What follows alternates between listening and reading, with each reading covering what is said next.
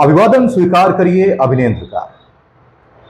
Ghazipur Lok Sabha seat इस बार के लोकसभा चुनाव में काफी अहम सीट बन गई। ये सीट हॉट सीट इसलिए भी बन गई कि इस सीट से समाजवादी पार्टी ने टिकट दिया था अफजाल अंसारी को, और अफजाल अंसारी भाई हैं मुख्तार अंसारी के। मुख्तार अंसारी के नाम से सभी वाकिफ हैं। मुख्तार अंसारी की मृत्यु के बाद कहा गया कि गाजीपुर का समीकरण अब बदल चुका है। वहीं गाजीपुर को लेकर जो यहाँ के राजनीति के जानकार हैं वो कहते हैं कि यहाँ पर समाजवादी पार्टी मजबूत है। नतीजे भी आए, अफजाल अंसारी ने लोकसभा का चुनाव जीत लिया।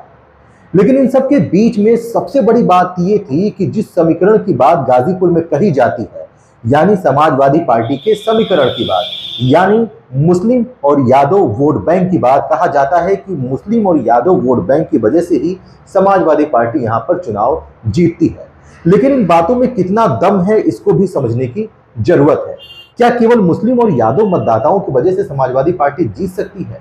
क्या मुस्लिम और यादव मतदाता भारतीय जनता पार्टी को अपना मत नहीं देते हैं? इसको समझने के लिए हम आपको एक क्षेत्र में ले चलेंगे, एक ऐसा क्षेत्र जिसने गाजीपुर के इस समीकरण पर कई सवालिया निशान खड़े कर दिए हैं। जी हां, गाजीपुर में एक तरफ जहां अफजाल अंसारी की जीत हुई है, समाजवादी पार्टी यानी इंडिया गठबंधन की जीत हुई है, तो वहीं भारतीय जनता पार्टी को भी 4 लाख से ज्यादा मत मिले हैं।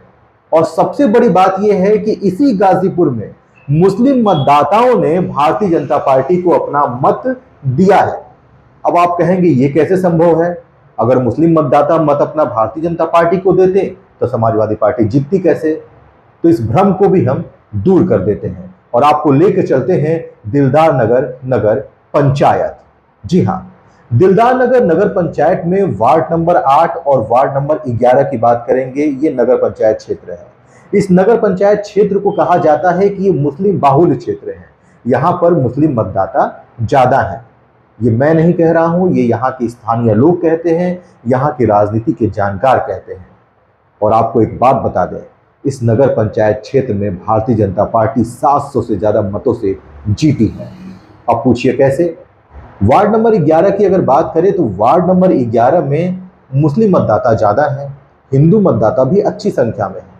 लेकिन वार्ड नंबर 11 में भारतीय जनता पार्टी करीब 300 से ज्यादा मतों से जीत जाती है। यहाँ पर 371 मत मिलता है भारतीय जनता पार्टी को, तो वहीं मात्र 166 मत मिलता है समाजवादी पार्टी को।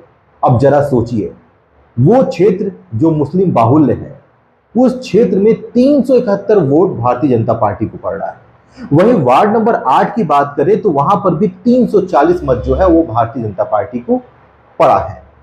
वहीं अगर समाजवादी पार्टी की बात करें तो मात्र 202 मत पड़ा है। ऐसी बात क्या है कि भारतीय जनता पार्टी दिलदार नगर में नगर पंचायत में चुनाव जीती है। और अगर बूथ के सवाल, बूथ पे भी हम चुनाव जीते हैं। करीब टोटल 2 बूथ थे, हमको मिला था वार्ड नंबर 8 वार्ड नंबर 11, और दोनों बूथ मिला के लगभग 300 से वोट से चुनाव हम जीते हैं। और अगर इस बार पूरी भारतीय जनता पार्टी 2964 वोट पाई थी, समाजवादी पार्टी 2267 वोट पाई थी। दोनों को एवरेज 3 निकालने के बाद मुझे 700 से चुनाव नगर पंचायत दिलदार नगर जीता है भारतीय जनता पार्टी। कोई सकती इस तरह की जो खबरें आ रही है कि नगर पंचायत दिलदार में भाजपा आ रही है, तो उनमें क्या कोई राजनीति? जाहिर सी बात है कि कोई आलोचना करने के लिए लोकतंत्र में सबको बोलने का राइट है, अधिकार भी है। हम नहीं कहेंगे किसी का आलोचना करना। आप पेपर के माध्यम से जो भी यहाँ पे समस्या आ रही है उनकी शिकायत भी नहीं करना, निकालना चाहिए, पक्ष विपक्ष होना भी चाहिए। इसके लिए कोई शिकायत हमारे पास नहीं। यानी इन दोनों वार्डों को या दिलदार नगर नगर पंचायत को ले लें तो करीब 700 से ज्यादा मतों से भारतीय जनता पार्टी यहां जीती है। अब सवाल है कि ये संभव कैसे है? क्यों मुस्लिम मतदाता भारतीय जनता पार्टी की ओर चले गए? ये बड़ा सवाल है। तो इस सवाल का जवाब है दिलदार नगर नगर पंचायत का विकास कार्य। दिलदार नगर नगर पंचायत में एक अहम मुद्दा बना वहां का विकास। कहा जा रहा है कि वहां पर जो नगर पंचायत अध्यक्ष हैं उन्होंने विकास पर ज्यादा जोर दिया। अभी पिछले दिनों की ही बात है, दिलदार नगर नगर पंचायत के कुछ सभासद जिलाधिकारी के पास पहुंचे शिकायत लेकर, विकास कार्यों से संबंधित शिकायत थी। अब कहा जा रहा था कि जो नगर पंचायत के कर्मचारी हैं वो विकास कार्यों में सहयोग नहीं कर रहे हैं। अब यहाँ पर नगर पंचायत अध्यक्ष अविनाश जायसवाल इंटरफेयर करते हैं, कर्मचारियों से बात करते हैं, सभासदों से बात करते हैं, और सबकी सहमति यही होती है कि हाँ, अब विकास कार्य जब हो रहा है तो हम सब साथ खड़े हैं। जी, मैं मोहम्मद इमरान खान, वार्ड नंबर 4 सभासद किदोई नगर। इमरान जी, आज सभासदों के बीच में कुछ विवाद था, आप लोग जो है अध्यक्ष जी से नाराज चल रहे थे। ये ऐसा कोई बात नहीं है, थोड़ी मतभेद थी काम को चलते, लेकिन अब वो सब मेंटेन हो गया है। अब कोई दिक्कत नहीं है, अब मिलजुल के काम किस करना तरह है। की समस्या थी? समस्या ऐसे कोई कर्मचारी हमारी बात नहीं सुन रहा था, इसमें मतभेद था, बस वो दूर हो गई। तो अध्यक्ष जी ने क्या आश्वासन दिया है? अध्यक्ष जी ने आश्वासन दिया है कि जितने मिलजुल के काम करेंगे, जो भी प्रधानमंत्री मोदी द्वारा कार्यक्रम चलाए जाएंगे, सबको साथ लेकर चलना है। किस तरह की समस्याएं हैं और अब आगे किस तरह का उसका अब देखिए, बरसात के दिन है, हमारा नगर छोटा है, गंदगी बहुत ज़्यादा है, लोग जागरूक नहीं है, इसकी वजह से बहुत ज़्यादा कचरा रहते हैं। इसी के मतभेद ज़्यादा था और काम को लेकर जितनी भी समस्याएं थी, अब सब दूर हो गई। जय सी बात। नमस्कार, मैं अविनाश कुमार जायसवाल, वर्तमान समय भारतीय जनता पार्टी। आज की जो बैठक हुई थी, अधिशासी अधिकारी महोदय और प्लस जितने सभासदगण थे, सबको बुलाया गया था सूचना रजिस्टर के दरमियान, और ये बातें रखी गई थी कि जाहिर सी बात है कि जो भी दिक्कत समस्या है अपनी वार्ड की समस्या वो तत्काल बताएं। बताने के दरमियान जो हमारे यहाँ साल भर चुनाव बीतते हुए हुआ, और चुनाव बीतने के दरमियान ये हुआ कि चुनाव बीतने के बाद हमने बैठक इसलिए की है कि शासन प्रशासन से जो पेमेंट आने वाले हैं, जैसे 15वां वित्त की कुछ पेमेंट आए हुए हैं, उसकी बैठक कर लिया जाए कि अपनी वार्ड की समस्या दूर कर सके। और साल भर के दरमियान 6 महीने तो कुछ काम हुए नहीं, फिर आचार संहिता लगने के बाद कुछ काम हुए नहीं। तो ये सबकी समस्या होती है, जनता जाती है, जनता सभासद को अपने आप फ़ोन करती है भाई विकास करने के लिए, और सभासद जाहिर सी बात है कि चेयरमैन और ईओ के साथ अपनी बात को रखें, और रखने के दरमियान इनको न समझ पाए, जाहिर सी बात उन्होंने शिकायत किया हर जिला अधिकारी के दरमियान, एडीएम साहब के यहाँ और प्लस एडीएम साहब के यहाँ, तो शिकायत की। शिकायत दरमियान हमने उन्होंने बैठक की, बैठक के दरमियान उनकी बात को सुना गया और सुने उन्होंने सब कुछ राजी हुए, जैसे हम लोग बैठक के हम विकास हम लोग करें तो कोई शिकायत न मिली। मुख्य रूप से इन लोगों की क्या समस्याएं थी?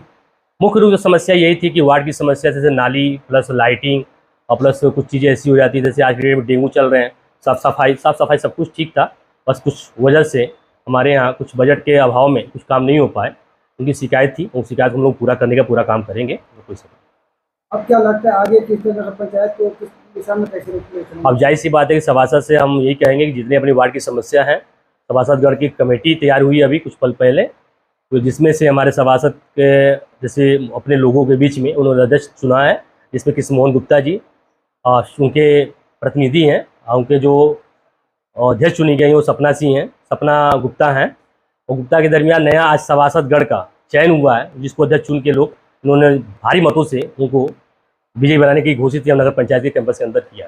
कृष्ण मोहन गुप्ता, मेरी पत्नी सभासद है सपना गुप्ता। कृष्ण मोहन जी, आज जो है आपको सभासदों ने अध्यक्ष चुना है जी, ऐसे में सभासदों के अध्यक्ष और नगर पंचायत के अध्यक्ष के बीच में तो किन बातों को लेकर क्या वार्ता हुई है? बातें ये हुई है कि सफाई, मतलब सफाई के लिए जैसे नाला है, जिससे मतलब कोई निर्माण हो जाए, उसके लिए हम सब मिलकर थोड़ा विकास करें और अच्छे से करें।